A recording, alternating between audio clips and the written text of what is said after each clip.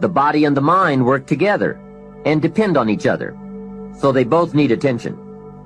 There's a Bible phrase that says, treat your body like a temple. So just put it in your notes, body like temple. Not a bad suggestion. Treat your body like a temple, not a woodshed. Now, in taking care of the physical, we must learn to be conscious of ourselves, but not self-conscious. We need to be aware of our physical appearance, our physical well-being, but not to the point of being self-conscious. We need to be aware, we need to take care, but some people devote too much of their day to physical appearance. Physical appearance is going to have something to do with your future, your well-being, your income, so do spend some time on physical appearance. How we appear to other people does make a difference in terms of our acceptance and our ability to function and do well in the marketplace. In fact, there's another Bible phrase that says, take care of the outside for people and take care of the inside for God. People look on the outside and God looks on the inside. Now, you might believe that people shouldn't judge you by physical appearance. Well, let me give you a clue. They do. Make sure you don't order your life based on shoulds and shouldn'ts. You'll always be confused and you'll always have trouble. The best thing to base your life on is reality. What people really do. So since people generally judge by appearance, then that's probably one thing we want to take care of. That's just part of the game. Now, of course, when people get to know you, or if they've been around you any length of time at all, they're going to judge you by more than appearance. But sure enough, people at first are going to take a look. So taking care of yourself in personal appearance is a consideration. Now, physical development also includes your good health and your well-being. You've got to spend some time on that so that you feel good in the marketplace. Get involved in some form of disciplined exercise. Keeping fit and feeling good has a positive effect on your attitude, not just your appearance. Even if you're not into sports, there are some cassette programs and books on how to stay in excellent shape in only 20 to 30 minutes a day. Get the tapes and find your best way to stay physically fit. Just develop a bit of consciousness about taking care of yourself physically. Physical fitness pays great dividends in terms of your energy level, your ability to live a long, healthy life, and your general sense of well-being. The other part of physical well-being is nutrition. There are some excellent cassettes and books on this subject for you to investigate as well. Do all you can to stay fit, to stay healthy, and to stay well, because physical health and fitness affect how you feel about yourself and how you perform in the marketplace. When you feel good about yourself, other people will feel good about you too. Appearance, vigor, vitality, and well-being have a lot to do with how your life works out. That's the physical side.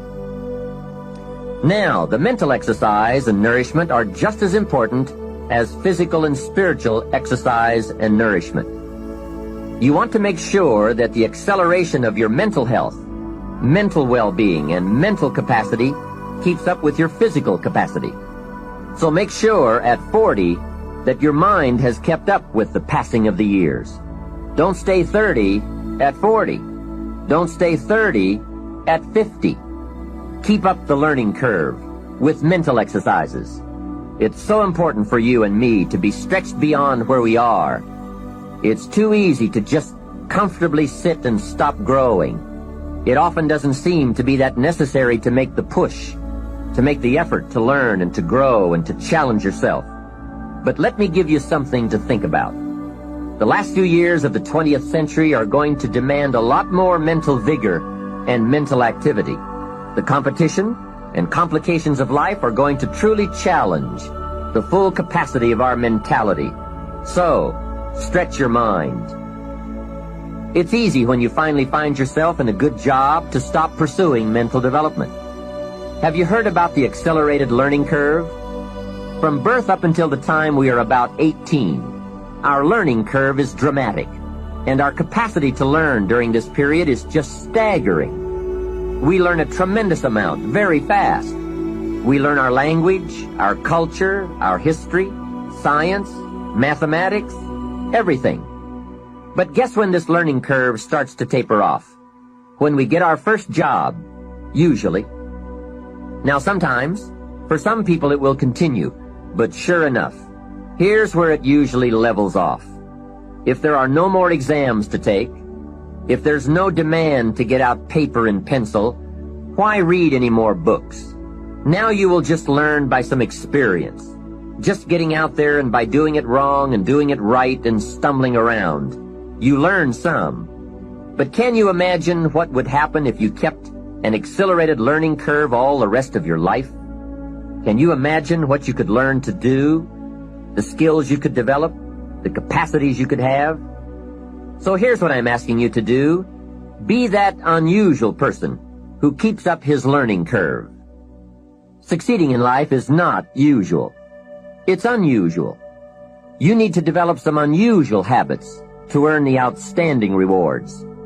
A friend of mine said, a standard education will get you standard results. You want a lot more than standard results? You need to become a lot more than a standard person. And now I've got some more good news for you. Never before in the history of the world has it been easier for someone like you or me to become educated, skilled, highly creative, innovative, and spilling over with profitable ways of thinking. I'm talking about making full use of audio cassettes like the one you're listening to now. You can turn your automobile into a professional growth seminar on wheels.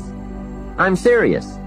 Cassettes can turn the time you spend driving your car, dressing in the morning, or exercising into solid, effective personal development.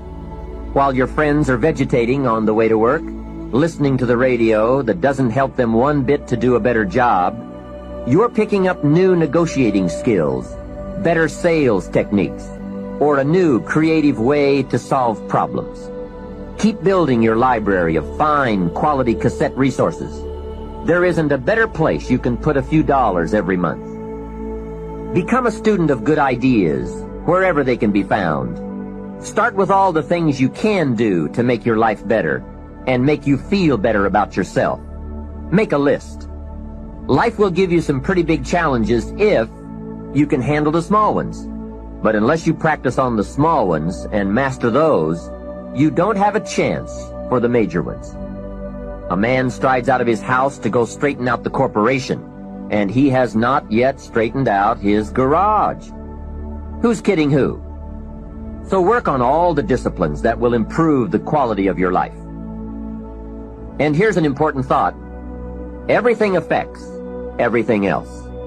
Every lack of discipline affects every other discipline. Mistakenly, the man says, "This is the only place I let down." See, that's not true. Every letdown affects the rest of your performance. Now here's the positive side. Every new discipline affects every other discipline. Every new thing you try affects the rest of your performance. Isn't that exciting? So get started on every small discipline you can think of. You can't believe what it will do for your self-confidence. And remember, the greatest deterrent to success is lack of self-confidence. And lack of self-confidence comes from not doing what you could do. Next comes self-motivation. And really, it's the only kind of motivation there is. Self-motivation. I was on a lecture tour in Australia not long ago, and the press interviewed me. And they asked me, "Mr. Rohn, are you one of those American motivators?" I said, "No, I'm a businessman. I can share my ideas and my experiences, but people have to motivate themselves." Hey, I found out you can't change people. They can change themselves, but you can't change them. Lord knows, I've tried. I had a super group of salespeople back in those early days, and I said, I'm going to make them successful if it kills me. Guess what? I almost died. You can't do that. In management, we learn good people are found, not changed. If you want good people, you have to find them. That's the best answer I can give you. If you want motivated people, you have to find them, not motivate them. The first rule of management is don't send your ducks to Eagle School. Why? Because it won't work. I've tried it all. I picked up a magazine not long ago in New York, which had a full-page ad in it for a hotel chain. The first line of the ad read, "We do not teach our people to be nice." Now that got my attention. And the second line said, "We simply hire nice people." I thought, what a clever shortcut. Motivation is a mystery. Why some people are and some are not. Why does one person in sales see his first prospect at 7 in the morning, and the other salesperson sees his first prospect at 11 in the morning? Why would one start at 7 and the other start at 11? I don't know. I call it mysteries of the mind. I give a lecture to 1,000 people. One walks out and says, "I'm going to change my life." Someone else walks out with a yawn and says, "I've heard all this stuff before." Why is that? Why aren't they both affected the same? I don't know. I call it mysteries of the mind. A wealthy man says to 1,000 people, "I read this book, and it started me on the road to wealth." Guess how many people of the 1,000 go out and get the book? Answer, very few.